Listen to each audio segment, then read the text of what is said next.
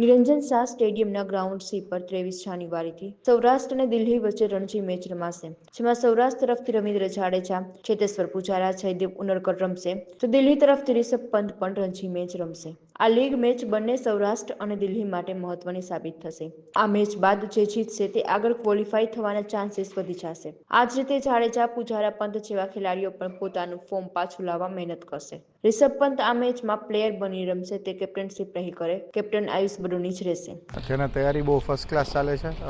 T20ની તો અલગથી તૈયારી હોય, પણ અમારી માટે જેટલો ઇન્ટરનેશનલ મેચ છે એટલો અમારી માટે રણજી ટ્રોફી પણ ઇમ્પોર્ટન્ટ છે। અને હું બહુ જ ખુશ છું કે રવિન્દ્ર અને ટાઈમ અને અમારી ટીમમાંથી રમશે કાલે।